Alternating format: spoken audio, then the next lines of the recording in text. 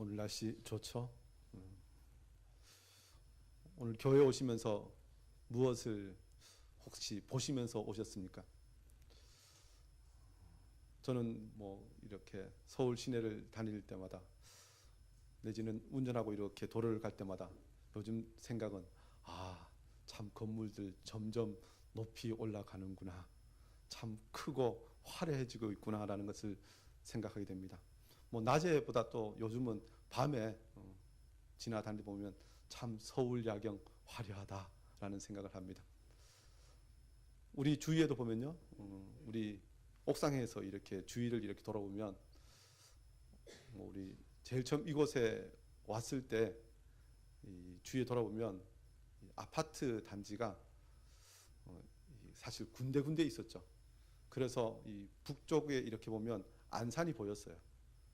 그리고 저기 서쪽으로 봐도 노을 지는 것이 좀 보였고, 동쪽으로 봐도 아침에 이렇게 해가 뜨는 것이 보여서 이게 사방에 좀 몇 군데, 한강 쪽에는 조금 원래 좀 이제 아파트 지어서 그때도 이미 약간 전망을 가려서 있었는데 몇 년 지나지 않았는데 지금 올라가서요, 옥상에서 사방을 이렇게 들어보면 콱콱 막혔습니다. 저쪽 신촌 쪽에 안산이 멀리서 보였잖아요. 거기 지금 35층 아파트가 막 들어서서 하나도 안 보여요.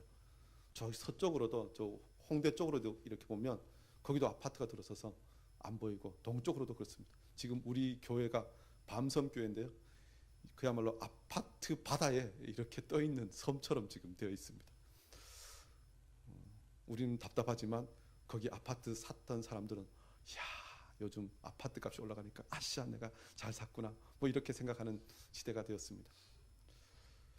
언제까지 이런 경기가 계속될지 모르겠습니다.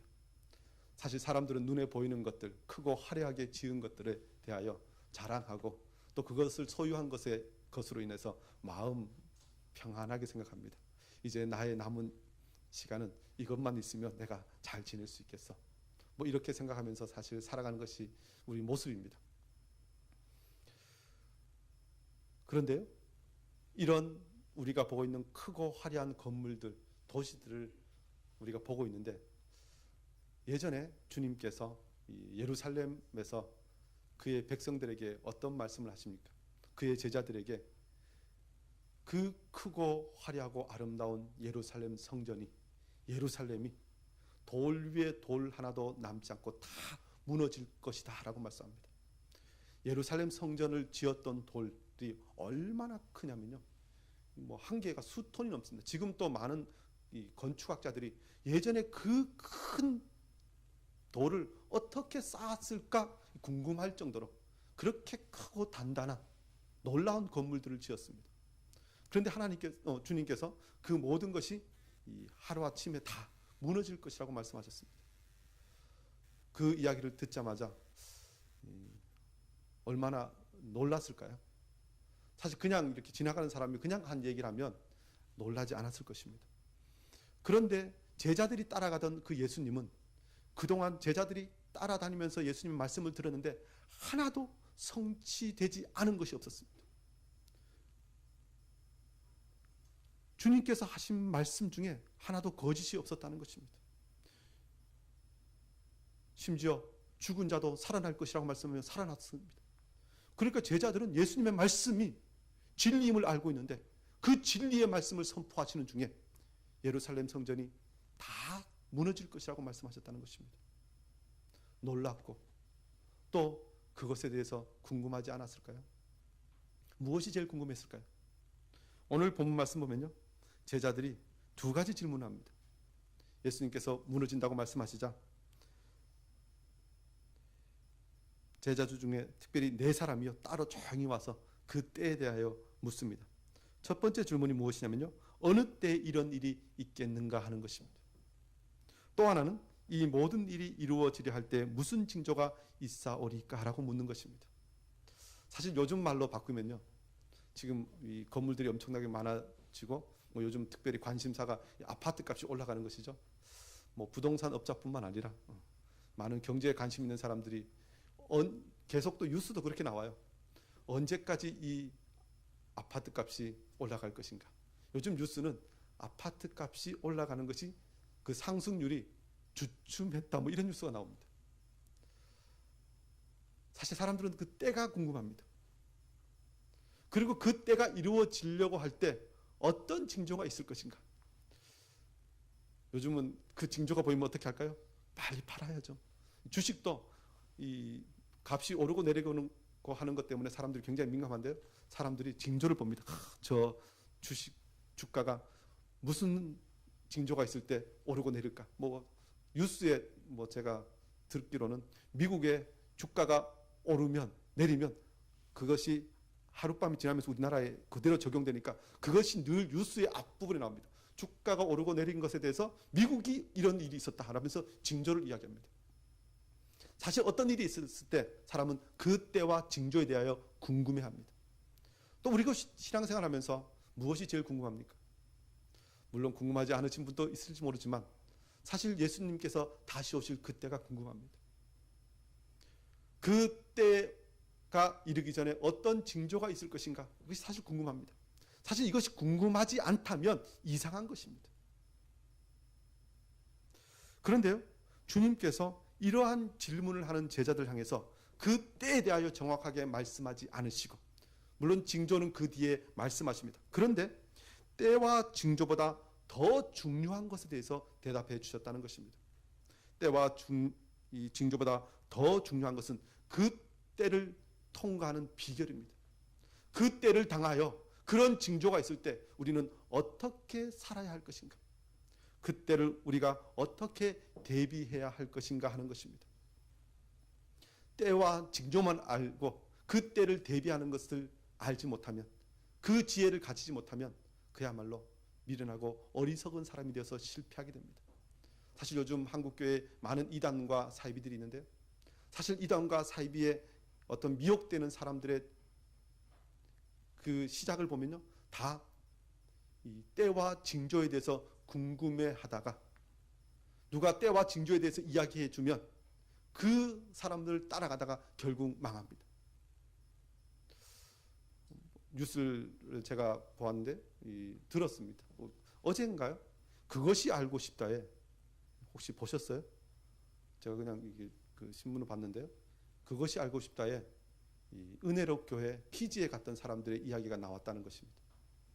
그런데 그곳에서요, 어떤 일이 있었냐면 그 지구가 이제 곧 망할 거니까 우리 다 피지에 가서 살자 하고 다 갔는데 그곳에서 사람들이 많은 폭행을 당했는데 그 폭행 중에 하나가 매일 저녁마다 모여서 타작마당을 했다는 것입니다. 뭐 타작마당이 이상할 것이 아니죠. 성경에도 마지막 때는 타작마당이라고 말씀하시니까 추수 때에 대해서 이야기하실 때. 그런데 사람들을 불러놓고 조금만 잘못하면 매타작을 했다는 것입니다. 이 서너 시간 동안 계속했는데요, 아이들도 예외가 없었다는 것입니다. 그런데 그렇게 이렇게 타작을 하면서 그랬다는 것입니다.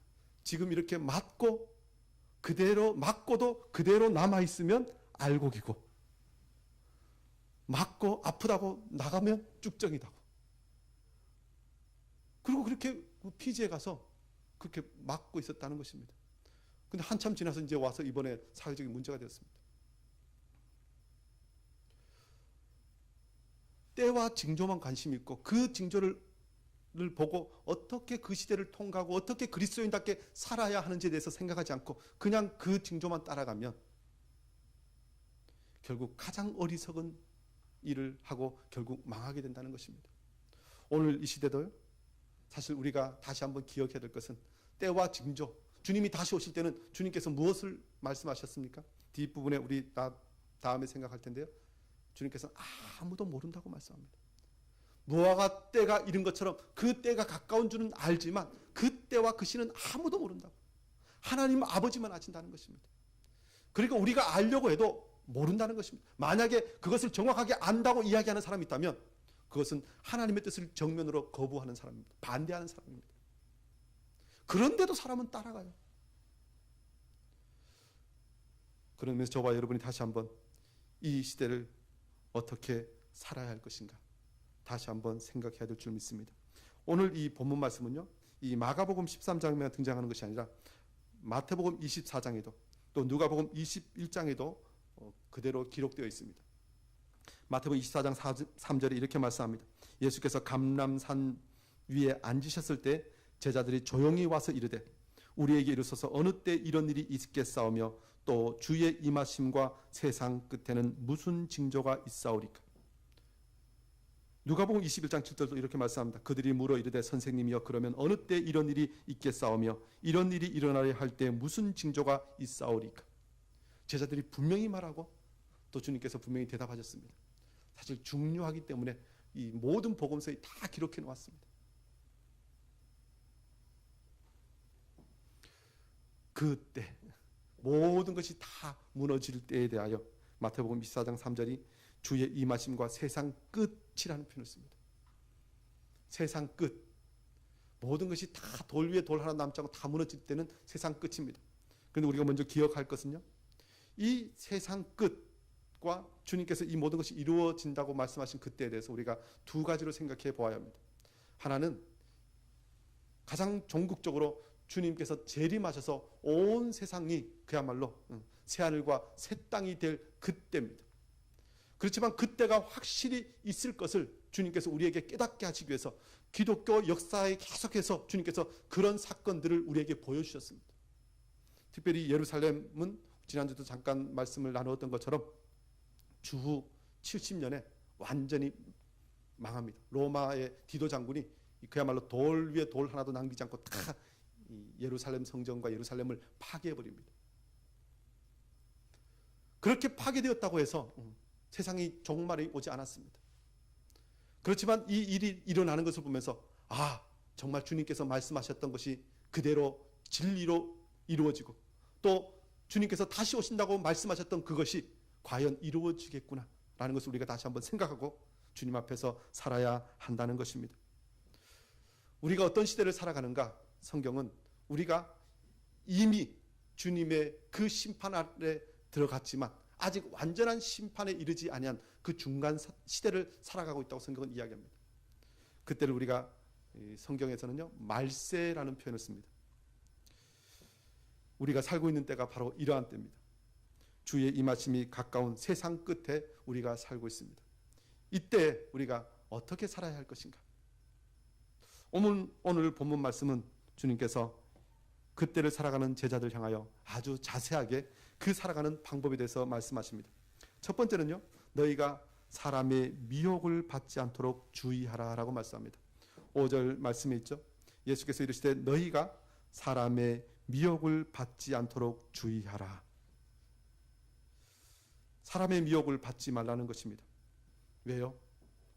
이유가 무엇입니까? 많은 사람이 내 이름으로 와서 이르되 내가 그러하여 많은 사람을 미혹할 것이기 때문에 그렇습니다. 많은 사람이 내 이름으로 와서 내가 그리스도라고 하면서 사람들을 미혹할 것이라는 것입니다. 참 재밌는 것은요, 많은 사람이라는 것입니다. 사람. 성경은 이야기합니다. 예수님께서 초림하셨을 때는 그야말로 이 베들레헴 마구간에서 초라한 사람의 모습으로 오셨지만 다시 오실 주님은 인자의 모습이라는 것입니다. 다니엘서에 하늘의 구름을 타고 영광 중에 임하실 심판주의 모습으로 오실 것이라고 분명히 말씀하셨습니다. 그런데도 많은 미혹하는 자들은 그야말로 사람임에도 불구하고 사람의 모습입니다. 근데 자기가 제일인 줄 아는 것입니다. 내가 옛날 어디에서 태어났는데 내가 조용히 와서 너희들이 몰라서 그렇지 내가 정말 신비한 이 환상과 이적과 기적 중에 내가 태어났다고 하면서 사람들을 미혹합니다. 그런데요, 사람들이 그 미혹의 영에 이끌려갑니다.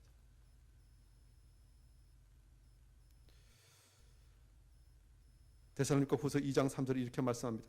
누가 어떻게 하여도 너희가 미혹되지 말라. 어떻게 하여도라는 표현을 보면요, 미혹될 수밖에 없는 많은 이유들, 많은 그야말로 능력까지도 보여주면서 자기가 메시아라고 예수 그리스도라고 이야기하는 많은 거짓 선지자들이 있을 것이라는 것입니다. 적 그리스도가 있을 것이라는 것입니다. 그렇게 미혹하면요, 어떤 일이 있습니까? 데살로니가 후서 2장 3절에 계속 말씀합니다. 먼저 배교하는 일이 있고 저 불법의 사람 곧 멸망의 아들이 나타나기 전에는 그날이 이르지 아니하리라고 말씀합니다. 그러면 사람들이 배교한다는 것입니다.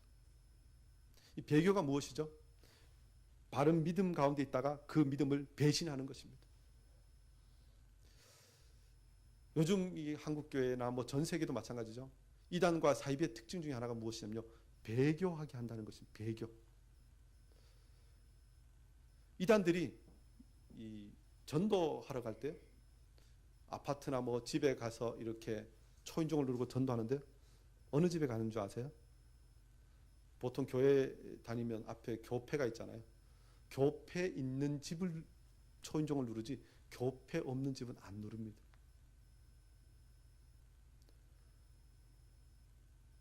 그러니까 배교하게 하는 것입니다. 하나님을 알고 성경을 알고 있는 사람에게 가서 그 신앙을 미혹하게 하는 것이지, 아예 그 믿지 않는 사람들을 향해서 전도하지 않습니다. 교회 안에 있는 사람들, 신앙이 있다고 하는 사람들을 흔든다는 것입니다. 그런데 미혹하는 영이 들어오면요, 사람들이 정말 이성적이고 그야말로 말씀에 기초한 것에 대해서 길을 아예 닫아버리고 자기의 생각을 쫓아가다가 결국 미혹하는 것을 보게 됩니다. 그런데 이런 시대에 우리는 무엇을 해야 합니까? 요한일서 4장 1절은 이렇게 말씀합니다. 사랑하는 자들아, 영을 다 믿지 말고 오직 영들이 하나님께 속하였나 분별하라. 많은 거짓 선지자가 세상에 나왔음이라 라고 말씀합니다. 이런 때 미혹 당하지 않기 위해서는 영들을 분별해야 합니다. 거짓 선지자가 세상에 많이 나왔기 때문에 그렇습니다. 사실 요즘 참 두렵고 무서운 건요, 한국 교회가 부흥하면서 이 정통교회, 그야말로 어떤 분에서는 기성교회라고 하죠. 그리고 이 교회가 이단과 사이비 이런 것들을 리스트를 이렇게 정해서 사실 한국 교회에다 많은 교육을 했습니다. 그래서 어떤 분에서는 그동안 한국 교회가 그런 부분을 지켜줘 왔는데요. 그런데 요즘은 이 신학교에서도 이단과 사이비에 대해서 대놓고 강의를 하거나 그곳에 가지 말라고 하면 사이법이 얼마나 무서운지요. 명예훼손죄로 고발합니다. 그래서 몇 년 전까지요, 우리 총신대학교의 교수님들도 어떤 이단에 대해서 그렇게 이야기했다가 몇 년 동안 그 소송에 휘말려 갖고 굉장히 고생한 적이 있습니다. 그렇게 이단과 사이비에 대해서 이제는 더 이상 가르치기도 참 쉽지 않은 그런 때가 되었습니다. 그런데 이거보다 더 무서운 건요, 사실 기성교회라고 하는 교회가 더 이단과 사이비적인 교리들을 가르치고 있다는 것입니다. 심지어 요즘 신천지가 한국교회에서 굉장히 그 위세를 떨치고 있죠. 그런데 신천지가 교회 간판을 무엇을 달아놓냐면요, 대한예수교 장로회. 그걸 우리가 뭐라고 하냐면 위장교회라는 표현을 쓰는데요, 그냥 똑같아요. 그냥 우리 교단, 교패 이렇게 딱 붙여놓아요. 그러니까 그냥 겉으로 봐서는 그것이 어떤 교회인지 모릅니다. 그래서 제대로 우리가 교회 내지는 하나님의 말씀을 분별하지 않으면 미혹되기 참 쉬운 시대를 살고 있다는 것입니다. 정통교회라고 해서 사실 어떤 분은 우리 교단이라고 해도 전혀, 어떤 분에서는 그냥 무방비 상태로 말씀을 듣거나 그것에 우리가 마음을 열어놓아서는 안 됩니다. 사실 말씀을 듣고 그 말씀이 진리의 말씀인지 분별을 해야 됩니다. 미혹되지 말아야 한다는 것입니다. 많은 미혹하는 것들이 올 것이기 때문에 그렇습니다. 앞으로 시대가 점점 가면 갈수록 온갖 방법으로 사단은 할 수만 있으면 믿는 자를 넘어뜨리려 할 것이라는 것입니다. 저와 여러분이 정신을 바짝 차려야 합니다. 더 나아가서 주의 임하심이 가까운 세상의 끝에 제자들의 삶은 어때야 합니까? 두 번째는요, 난리와 난리의 소문을 들을 때 두려워하지 말아야 한다는 것입니다. 7절 말씀 보면 난리와 난리의 소문을 들을 때 두려워하지 말라. 이런 일이 있어야 하되 아직 끝은 아니니라. 난리와 난리의 소문 들으면 두렵지 않습니까? 사실 어떻게 전쟁이 난다 그러면 무섭습니다. 사실 우리나라도 지금 북한의 핵무기 때문에 뭐 이런저런 것들을 지금 일이 이루어지고 있는데, 이 많은 사람들이 그 핵무기에 대한 공포를 가지고 있습니다. 저도 예전에 이 히로시마의 그 원자폭탄 기념관을 가본 적이 있는데요.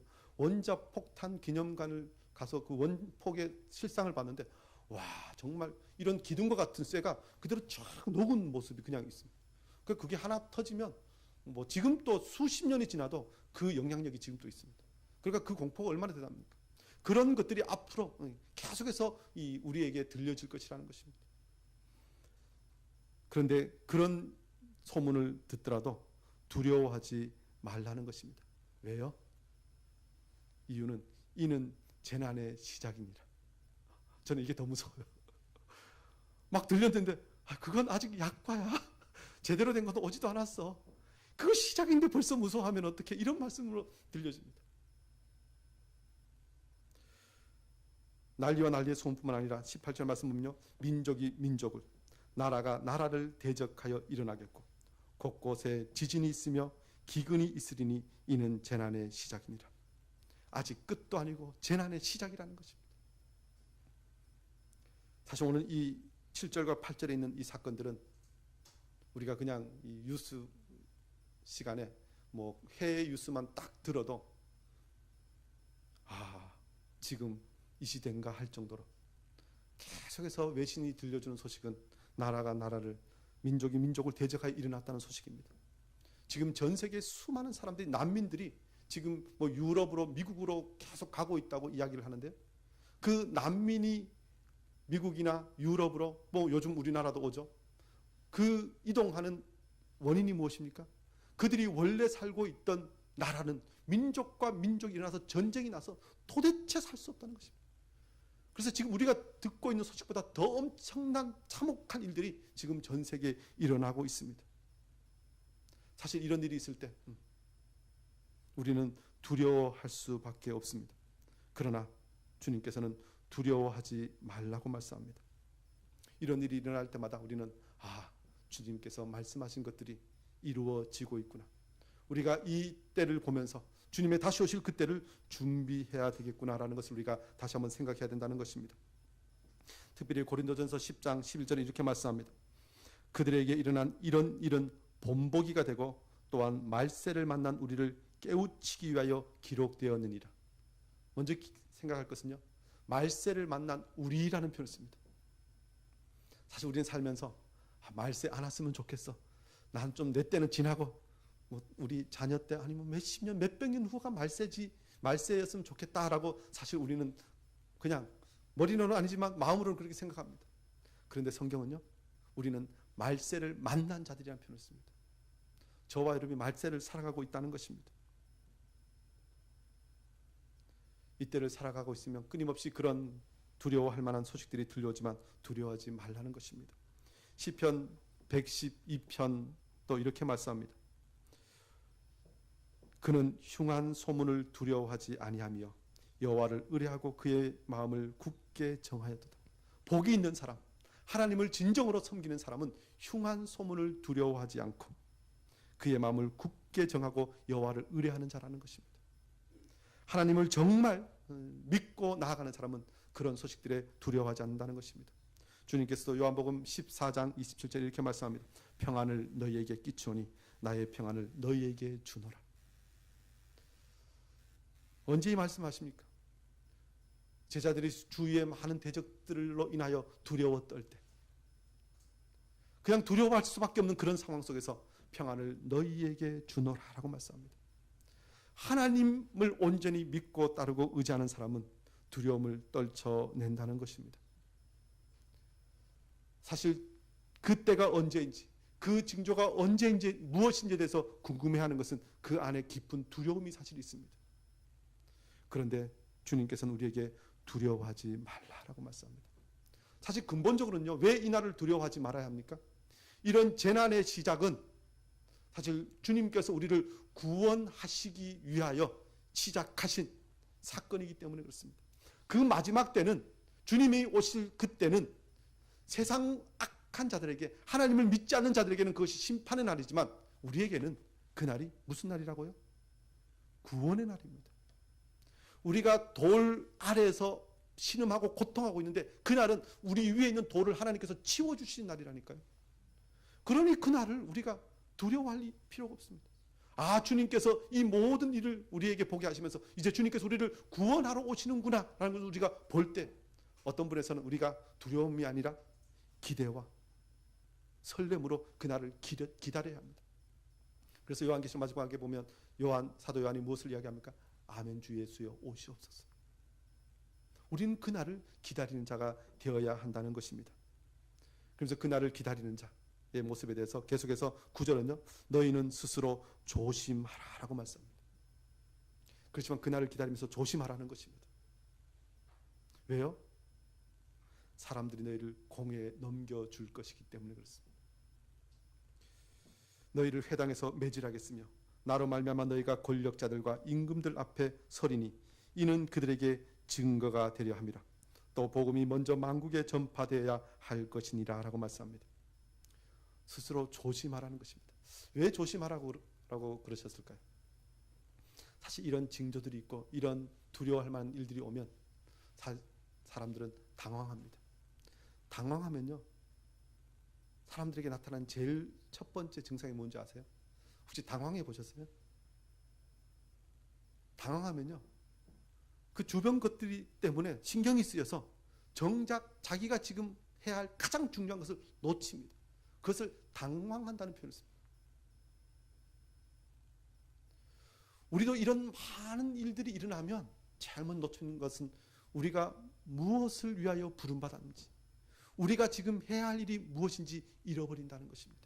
정작 해야 할 것은 하지 못하고 그야말로 주변적인 것에 시간을 뺏깁니다. 그래서 주님께서는 너희는 스스로 조심하라고 말씀합니다. 사실 주님께서 주신 사명을 따라 나아갈 때 많은 고난들이 있습니다. 고난 중에서도 오늘 보면 너희를 공회에 넘겨주겠고 매질하겠으며, 사실 우리 직접적인 신체적 접촉이 없는 어떤 징조들, 어떤 사건들은 사실 나와 조금은 좀 멀어지니까 이 감각이 없을 수 있는데, 이제 직접적으로 환난이 오고 핍박이 옵니다. 매질. 우리 때만 해도 어릴 때 매 좀 맞아봐서 좀 맞을 수 있습니다만, 요즘은 아이들도 조금이라도 때리면 아동 학대로 처벌받습니다. 그래서 위험합니다. 하지 말아야 합니다. 말씀으로 잘 가르쳐야 되는데요. 그런데 안 맞아봤던 사람들이 매질을 당하면 어떨까요? 무섭습니다. 근데 사실 이 표현은요, 이 공회에 넘겨주겠다, 이 표현은 특별히 유대인들의 이 공동체에서 죄를 범하면 그들을 매로 다스렸던 것에 대해서 이야기하는 것입니다. 사도 바울도 고린도 후서 11장 말씀 보면요, 자신이 받았던 이 고난에 대해서 이야기할 때 이렇게 이야기합니다. 그들이 그리스도 일꾼이냐 정신없는 말을 하거니와 나는 더욱 그러하도다. 내가 수고를 넘치도록 하고 옥에 갇히기도 더 많이 하고 매도 수없이 맞고 여러 번 죽을 뻔하였으니, 사도 바울이 복음 전하다가 매도 수없이 맞았다는 것입니다. 어느 정도 맞았냐면요, 유대인들에게 40에서 하나 감 한 매를 5번 맞았습니다.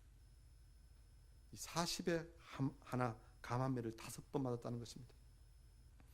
이 40에 하나 감 한 매는 이 신명기 25장에 있는 말씀인데요, 사람을 벌을 줄 때 40까지는 때리려니와 그것을 넘어가지 말라는 것입니다. 40대 이상 맞으면 죽을 수도 있기 때문에. 그래서 유대인들은 이 40대를 때리는 것이 그야말로 최고 맥시멈이니까 그거에 하나 감 한 매 39대를 때립니다. 혹시 잘못 세갖고 한 대 더 때리면 율법을 범할까 봐. 참 재밌죠. 그런데 사도 바울이 이 유대인 공동체에서 그렇게 40에 하나 감 한 매를 5번이나 맞았다는 것입니다. 그런데 그것만 맞은 것이 아니라 3번 태장으로 맞고, 이 40에 하나 감 한 매는 유대인 공동체 안에서 맞은 거라면 3번 태장으로 맞은 것은 뭐 로마의 법에 의해서 맞은 것입니다.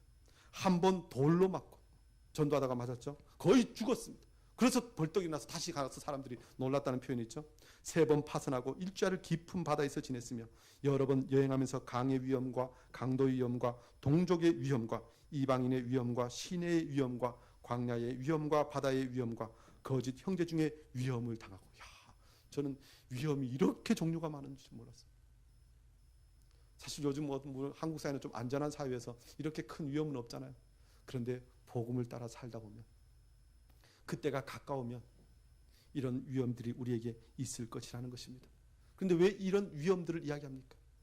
사도 바울은 그런 위험들을 당하면서 또 그가 하나님께로부터 받은, 우리 주 예수 그리스도께로부터 받은 그 명령, 그 사명을 놓치지 않았다는 것입니다. 그리고 그런 일이 올 때마다 주님께서 나에게 말씀하셨던 것이 바로 이런 것이구나라는 것을 알고 늘 조심하면서 주님께서 명하신 그 일을 끝까지 해 나갔다는 것입니다. 저와 여러분도 이런 일이 있을 때 우리가 조심하면서 내가 받은 사명을 놓치지 않기를 원합니다.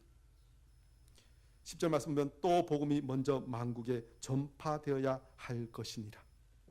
세상이 그렇게 혼란해도, 이런 징조가 와도 우리가 해야 할 일은 만국에 복음을 전파하는 것이라는 것입니다. 주님께서 언제 다시 오십니까? 만국에 복음이 전파되는 그때 다시 오십니다. 그런 의미에서 보면요, 정말 날로 주님 다시 오실 날이 가까워지고 있습니다. 뭐 언어적으로도 지금 전 세계 성경을 번역하는 선교회가 많은 성경을 번역하고 있는데요, 전 세계 6,000개 정도인가 이 언어가 있다고 하는데요, 지금 거의 대부분의 언어로 지금 성경이 번역되었다고 지금 보고하고 있습니다. 그래서 이제는 예수 그리스도의 이름을 모르는 종족이 없다고 할 정도로 지금 전 세계에 복음이 전파되었습니다. 그런 의미에서 보면요, 지금 예수 그리스도의 이름을 모르는 사람이 누군가라고 보면요, 어떤 통계에 의하면 얼마 전에 요즘 차라리 이 한국 사회에 있는 아주 어린 아이들, 이 아이들이 도리어 예수의 이름을 듣지 못했다고 이야기합니다. 옛날에는 교회가 이 전도하고 또 교육 프로그램을 하면 부모들이 아이들을 자기는 안 가도 교회에 보냈습니다. 우리가 잘 알고 있듯이 여름 성경학교 하면 동네 교회 안 나오던 아이들도 1년에 한 번씩 그냥 교회에 와서 활동을 하고 그랬습니다. 그래서 예전에는 이 사회 중고등학생들이 복음을 안 들어본 사람이 한 30%라면 요즘은 중고등학교나 초등학교에서 복음, 예수 그리스도에 대해서 안 들어본 사람이 70%가 넘는다는 것입니다. 사실 먼 데보다 어떤 부분에서는 요즘은 가까운 데 있는 사람이 예수의 이름을 더 모른다고 할 정도로 그만큼 전 세계에 복음이 이제 확장되었습니다. 이런 것들을 보면서 우리는 이제 주님 오실 날이 얼마 남지 않았구나. 그것을 보면서 다시 한번 더 조심하며 주의 말씀대로 살아야 한다는 것입니다. 그리고 이런 일이 있으면요, 그 다음 또 자연적으로 어떤 일이 있습니까? 우리를 잡아서 끌고 갑니다.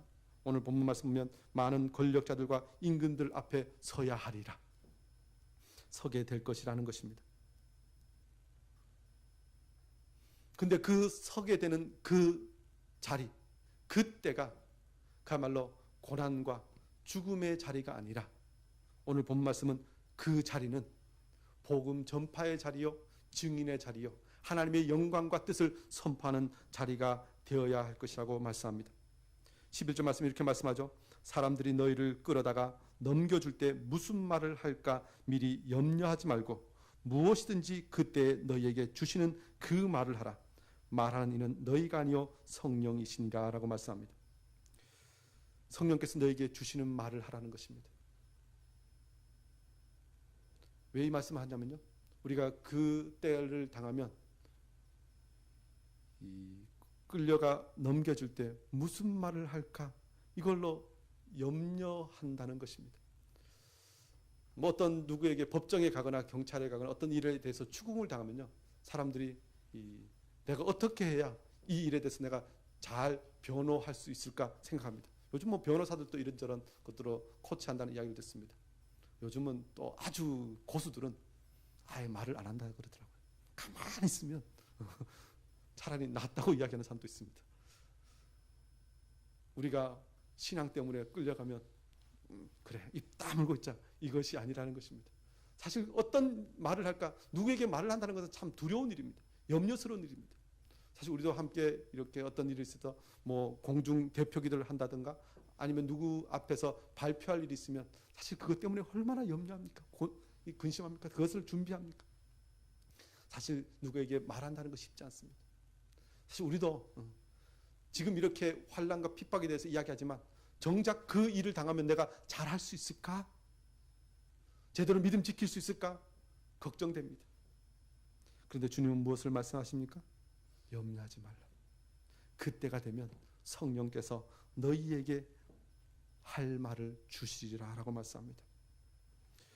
마태복음 10장 19절도 말씀합니다. 너희를 넘겨줄 때 어떻게 또는 무엇을 말할까 염려하지 말라.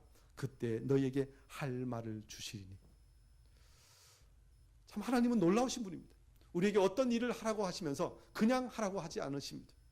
우리에게 할 수 있는 능력을 주시고 할 수 있는 시간을 주시고 할 수 있는 환경을 주시는 분이십니다. 우리에게 그 증언의 현장을 우리에게 허락하시면서 우리에게 할 말을 넣어주신다는 것입니다. 더 구체적으로는요, 말하는 이는 너희가 아니라 너희 속에서 말씀하시는 이 곧 너희 아버지의 성령이시니라라고 말씀합니다. 내 속에서 성령께서 말씀하시는 것을 말하면 된다는 것입니다. 사실 이거 어렵습니다. 평상시에 우리가 성령 안에서 교통하지 않으면, 늘 성령께서 내 안에 내주하시고 내가 그 음성에 기울이지 않으면 참 힘든 일입니다. 그러면서 저와 여러분이 늘 주님의 말씀을 듣기를 훈련해야 합니다. 그리고 그 말씀을 듣고 그 말씀을 그대로 진실하게 선포하는 것들을 늘 어떤 분에서는 연습해야 됩니다. 조금 더 나의 안위를 생각하는 것이 아니라 주님께서 무엇을 말씀하시기를 원하시는지 늘 생각하고 그것을 증거해야 됩니다. 사실 이 일을 위해서요, 우리가 해야 할 것 중에 하나는 우리가 일상의 신앙생활을 하면서 늘 이 일에 대해서 우리가 다시 한번 생활화해야 합니다. 사실 성도들끼리 만나면 어떤 이야기 합니까? 뭐 여러분은 안 그러시겠지만 많은 한국교회에 있는 사람들이 이야기합니다. 교회에 오면 어떤 교제 단체들을 요즘 만들어야 한다고 이야기합니다. 등산 클럽도 있어야 되고요, 자전거 클럽도 있어야 되고요, 축구 클럽도 있어야 되고요, 뭐 이런 클럽이 있어야 된다고 이야기합니다. 근데 왜 그러냐면 그런 공통의 관심사로 어떤 좀 교회가 모이고 또 하면 좋지 않냐고 이야기합니다. 그런데 그것이 참 위험한 것은 축구하러 모이면 무슨 이야기 합니까? 복음에 대해서 나누겠어요? 아니면 아까 놓친 그 골에 대해서 이야기하겠어요? 아까 조금만 있으면 할 수 있었는데. 그거에 더 마음이 갑니다. 다른 것도 마찬가지입니다. 성도들이 모여서 말씀을 나누고 주님께서 나에게 베푸신 은혜와 내가 앞으로 주님께서 주신 비전을 따라 어떻게 살아야 할지 이런 것에서 나눠야 되는데, 그런 것은 도무지 관심이 없고 나의 취미와 내가 좋아하는 것들에 대해서 이야기한다면 성령께서 그 안에서 계시지 않는다는 것입니다. 사실 그런 의미에서 저와 여러분 늘 성령께서 나에게 무엇을 깨닫게 하여 주시는지, 다른 사람에게 무엇을 말하게 하시는지에 대해서 늘 고민하면서 그 말씀을 나누어야 합니다. 또 이렇게 말하려면, 증거하려면요, 늘 우리의 지성을 가다듬어야 합니다. 성령께서 우리에게 말씀하시는 것을 우리가 말해야 되는데요, 정말 절박한 시간이 오면 어떤 일이냐면요, 악한 영이 자기에게 이야기하는 것도 성령께서 하시는 것인 줄 알고 이야기합니다. 그래서 무엇이 하나님의 것이고 무엇이 하나님의 것이 아닌지 분별할 수 있어야 됩니다. 그리고 그것을 분별하고 성령께서 나에게 주신 말씀이면 분명히 복음의 진리를 가지고 증거해야 한다는 것입니다. 그런 의미에서 저와 여러분이 늘 이 복음에 준비되어 있어야 합니다. 베드로전서 1장 12절도 이렇게 말씀합니다. 이 섬긴 바가 자기를 위한 것이 아니요 너희를 위한 것임이 계시로 알게 되었으니 이것은 하늘로부터 보내진 성령을 힘입어 복음을 전하는 자들로 이제 너희에게 알린 것이요. 복음을 전하는 자들은 성령을 힘입어 전해야 됩니다. 오늘 이 시대 우리가 전도합니다. 복음을 이야기한다고 이야기합니다. 그런데 우리가요, 다시 한번 기억해야 될 것은 성령에 힘입어서 해야 된다는 것입니다. 언제부터인가 우리가 전도도 프로그램이 되었잖아요. 전도 훈련 프로그램이 얼마나 화려하게 많은지 모릅니다. 그리고 쉽지도 않습니다. 목사가 저가 받아도 뭐 일주일 내내 뭘 암기해야 되고 1시간 이상 그 암기한 것을 이야기해야 됩니다. 쉽지 않습니다. 근데 프로그램입니다. 그냥 교회에서 나가서 전도하라니까 그냥 나가서 전도합니다. 그런데 모든 복음 증거는 성령을 힘입어 해야 합니다. 그래서 주님께서 말씀을 들을 자들을 예비해 주시고 그 마음을 열어두시고 우리가 또 성령에 힘입어서 그 복음을 전할 때 택하신 자들이 주님 앞에 돌아온 역사가 있을 것이라는 것입니다. 저와 여러분이 늘 복음을 전하고 늘 증인이 될 수 있도록 준비해야 합니다. 사도 바울 또 이 말씀을 따라 보면요, 얼마나 그가 이 많은 환난을 당했지만 또 그 환난 당하는 모든 과정들이 복음을 증거하는 것에 큰 계기가 되었음에 대해서 이야기합니다.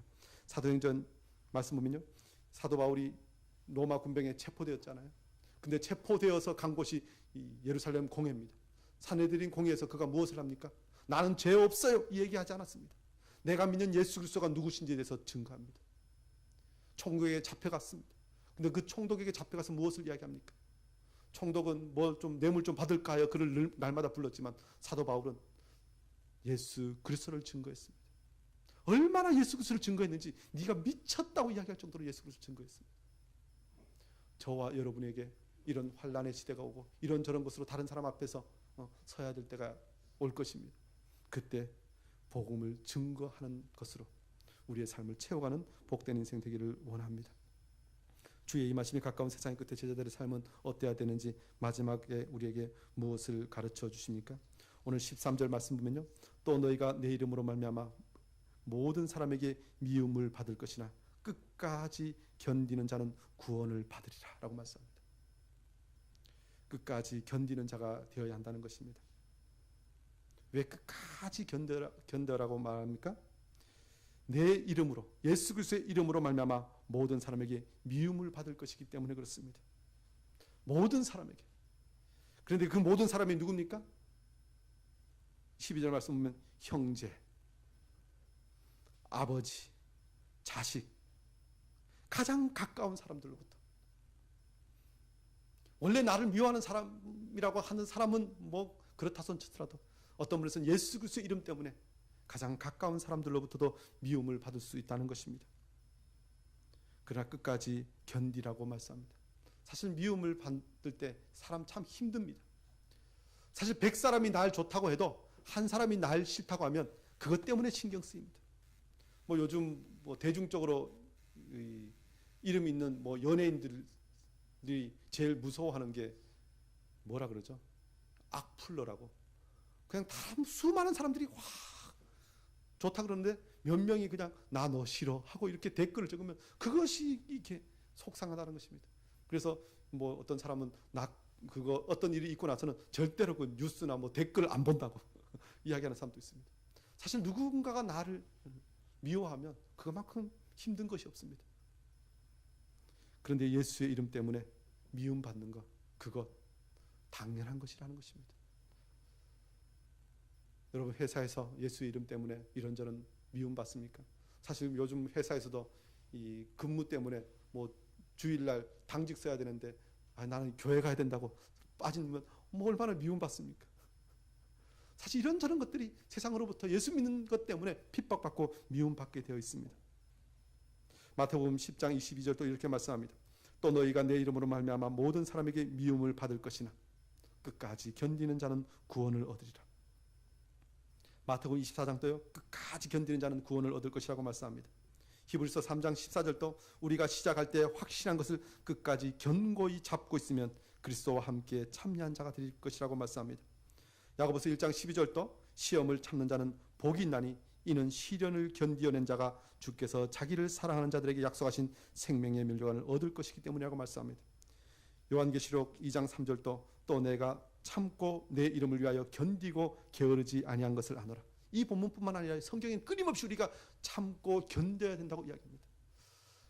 예수 믿으면 참 좋을 줄 알았더니만 이건 맨날 참아야 됩니다. 견뎌야 됩니다. 그런데 그것이 원래 모습이라는 것입니다. 그런데 이것을 이길 수 있는 것은요, 주님께서 내 속에서 늘 성령의 기쁨으로 천국을 바라보면서 그 모든 일을 이기게 하시기 때문에 우리가 그날을 바라보면서 견디는 것입니다. 특별히 우리가 그날을 견디는 것은 무엇입니까? 그때가 되면 그 모든 징조 이에 주님께서 다시 오시면 우리의 이 모든 아픔과 눈물을 주님께서 닦아주실 것이기 때문에 그렇습니다. 세상은 돌 위에 돌 하나도 남지 않은 그때를 심판할 때, 멸망할 때라고 생각할지 모르지만 우리는 그날이 구원의 날이기 때문에 그렇습니다. 저와 여러분이 이 날을 바라보면서 다시 한번 끝까지 견디는 복된 인생 되기를 원합니다.